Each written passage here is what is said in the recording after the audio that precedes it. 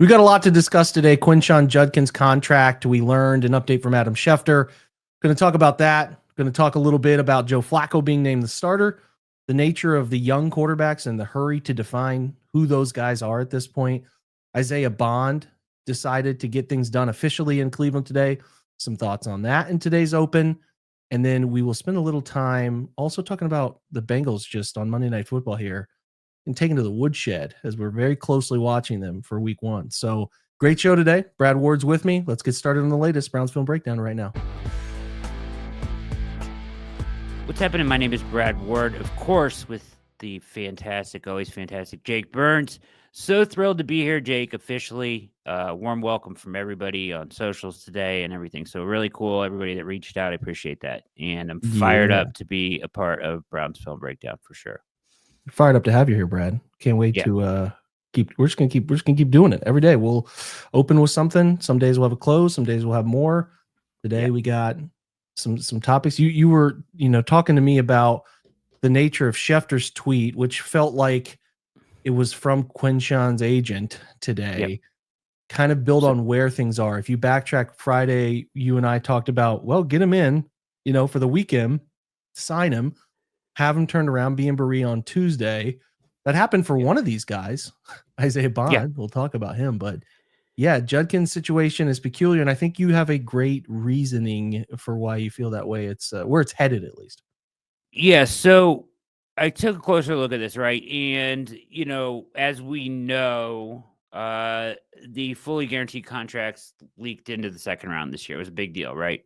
But the guy in front of Judkins at 35, Nick Imanwari, safety, and then Jonah Savania,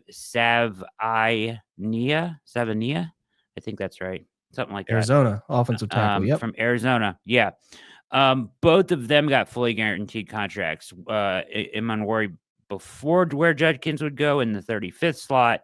Well, it all started with Higgins, right? So Higgins, the pick behind Schlesinger, and out of nowhere, sets off this firestorm. So Schlesinger's like locks him. The Browns' deal with him was so fast; it was easy. It was done. It was just night and done. Close case. But then you get into the guys around. You talk about Imanwari, then you talk about Judkins, and we're in this cross. But then Judkins gets in legal trouble, and that makes a situation that had already at the time no second round picks had been selected even messier. And now, elaborate, Brad. Yeah, the thing with this is the pay scale is slotted. Like coming in, for these guys, it's slotted. So like what Judkins is gonna make contractually is already in place. He's gonna get 4 years, $11.389 million. Period. Yep. The question is whether it's fully guaranteed or not, right? That was kind of the question with every player in the second round up to a certain point. Now, though, that the case has been dropped and Isaiah Bond's case was dropped and they gave him a fully guaranteed deal, just muddies the water a little bit even more. But to further elaborate on that, I mean, we're talking about a big difference in money there. A little, Isaiah Bond, $3 million. This is like 11.3. But where it gets tricky. Yeah, let me throw this question at you, Brad. Wouldn't this be, if I was thinking about this as a fan's perspective, this would be tied to the language. Hasn't this always been the issue, the offset language? There was a second round pick or maybe even a first round pick a while back where this started, where it was like, if he gets cut, the other team that claims him or signs him, you can offset the money owed, and like it takes the ability away for the player to get paid from two different contracts because the new contract offsets the old contract, so it would cancel out money from the old team. That's the old case. Now, this one, it probably hinges on language, because I imagine Bond, and we don't know because we don't know the full details. We know like some stuff today, $53,000 signing bonus and guarantee more of like a third round pick. But I imagine this one, and you got to tell me if I'm wrong, because I'm not the contract guy here, but I think it feels like this is a situation where the language in this will be really important, because Judkins will want to make sure he's protecting that from any further thing that comes up or an NFL thing. You know more about it. I feel like you're way more well-versed on this than I am, but tell us where you're at with it. I wouldn't say that. I would just say that I just looked at this beforehand, and basically for suspension, it seems like boilerplate language in these contracts a lot of times is a suspension results in voided guarantees. We saw it with like Jameson Williams when he got suspended for gambling, that voided all the guarantees of his deal. I feel like that's boilerplate. So like we know what he's going to make. And it's even like, even if you wanted to fully guarantee the money, I don't even think it's over that, to be honest, Jake. Like they can fully guarantee the money. If he gets suspended 2 games, they'll take his game pay for those 2 games and the Browns get it back, cap relief. What they're concerned about, I think, is like that language, right? That language that is always in these contracts and how that plays out. Like when there's a question of whether he's going to be suspended 1, 2 games, no games, how can you put the language in the contract that you would normally put in there that voids guarantees if, say, if he got in trouble again? Like, how do you set this up? Normally, like, it would just be kind of like, this is what it is. Well, we know there's pending suspension coming, maybe not. And then how do you account for future additional problems, which they are, I'm surely keenly aware of at this point, and want to protect themselves from? So maybe how the do civil you, stuff like you mentioned the other day? and how do you get this language right without knowing what the NFL's ruling is going to be? And I got to think that both sides, especially Judkins' side, wants to know what that's going to be before they fully write up this contract and sign anything that says that they're, whatever guarantees he does get aren't going to be voided if he gets X amount of games suspended or suspended again or whatever, because we don't know what's going to happen with the NFL. No, we don't. Listen, if you're looking at it from the outside in, as we are here, and it seems very easy to solve, something's going on. Like the Browns want him in, and I think he wants to be in camp, but there's something he needs to be protected on here. Yeah. And there's probably something from the Brown side. They're saying we have to protect our interests on this in this way. We don't pretend to be legal cap experts over here. The semantics of it will, I think, come out at some point, because like we talked about when this all, what was it, Thursday last week? Like they want to solve this. The Browns need him, and they need to get him in. He wants to put it behind him. So I think, like, obviously this all hinges on the victim's willingness to cooperate with the NFL, first and foremost. If there is a civil case, that probably indicates she would be willing to cooperate because details would come out in that. So it's not over. It's over from the perspective of like Judkins could serve time in jail. He could have something on his record and then obviously be like further suspended because the conviction makes it very easy. So it's like, I would call it phase 1's done. The criminality of it is done. Then you get to the civil nature. And from there, we'll learn at some point whether she is willing to participate in the NFL's investigation. Because once the NFL makes a choice, 100%. That's the biggest thing for them. If she doesn't participate, they don't have much to bring forward, I don't think. Well, yeah, and they can't force her to. That's the difference. Right. They can't have like a guaranteed interview there. So, yeah, man. I mean, I think what I'm doing now is kind of checking him out for 4 weeks, and maybe things change in a hurry.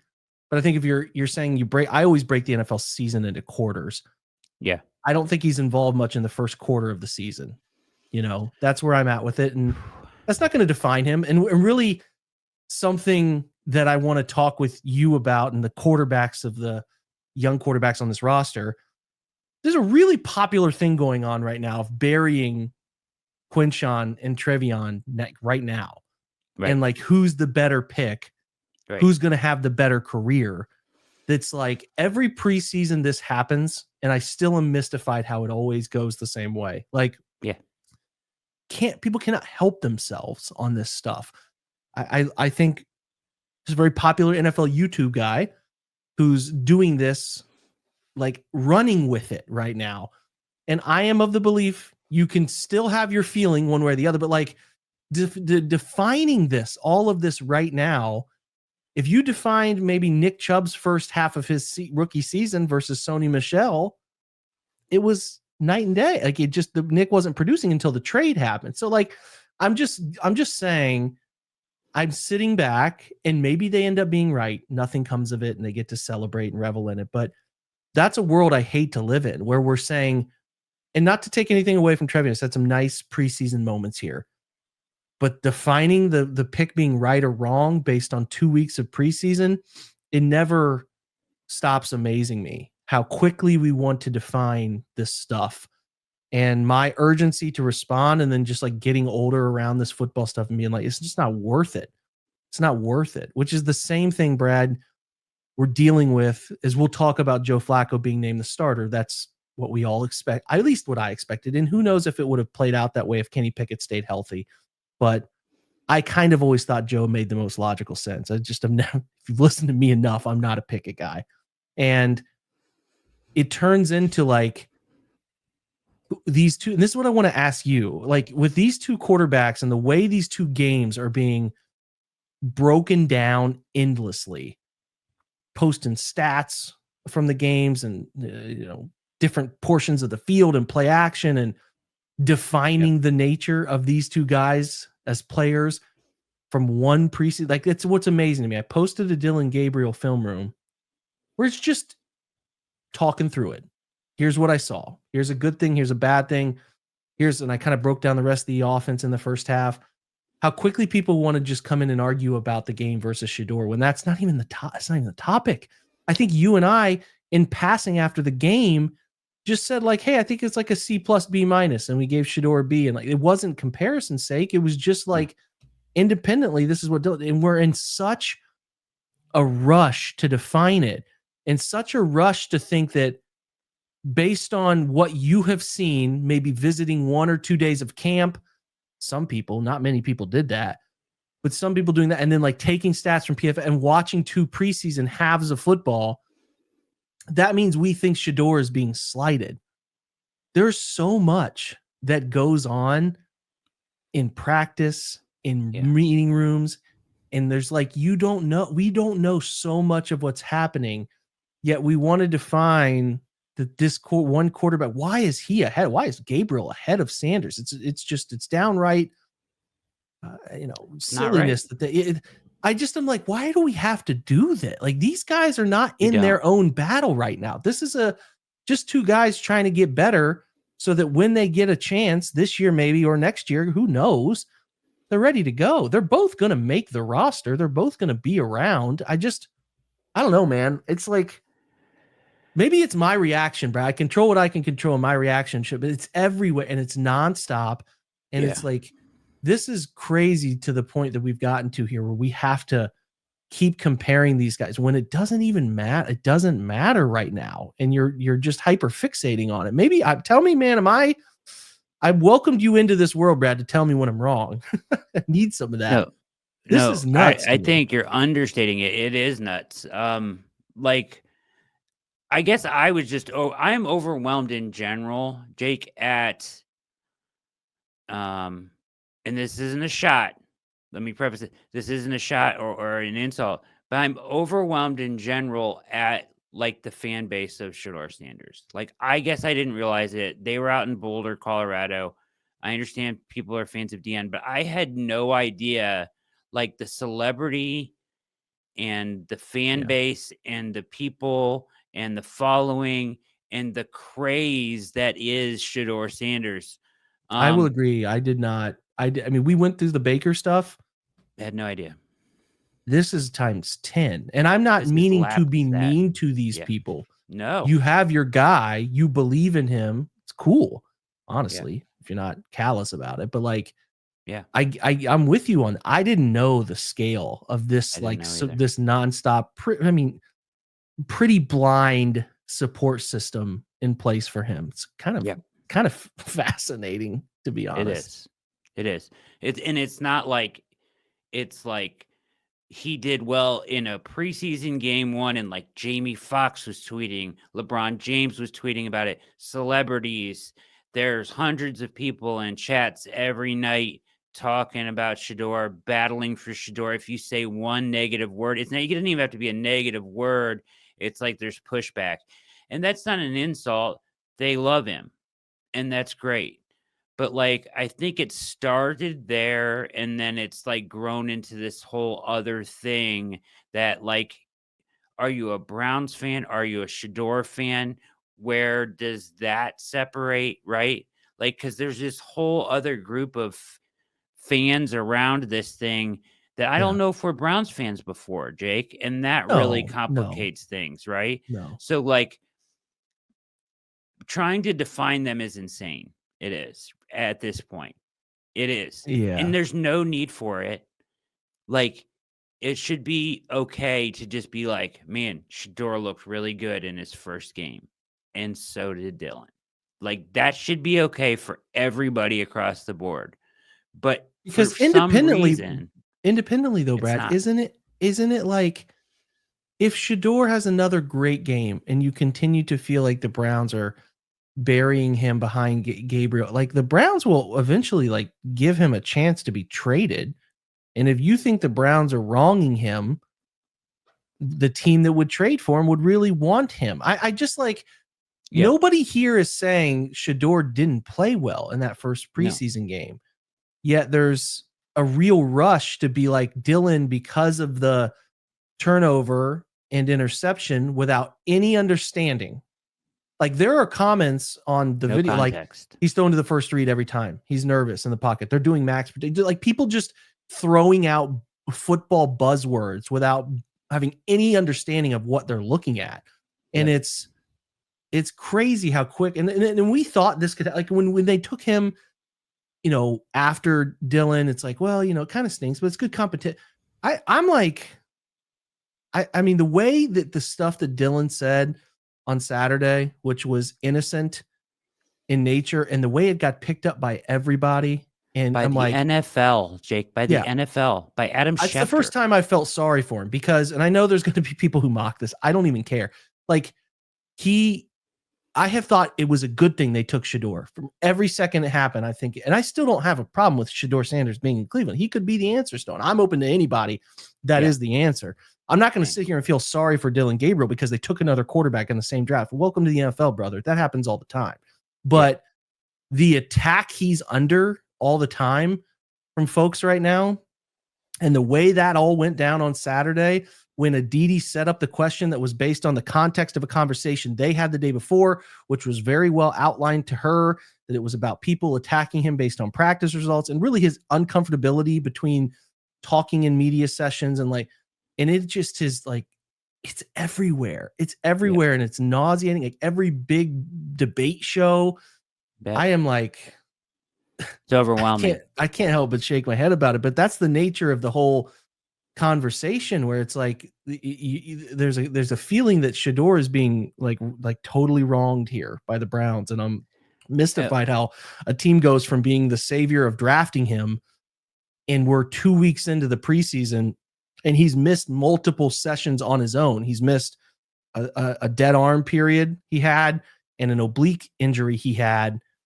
and he took himself out of the equation on those, and we're still like the Browns are without any of the context of camp and what happens when you are not a privy to the situation.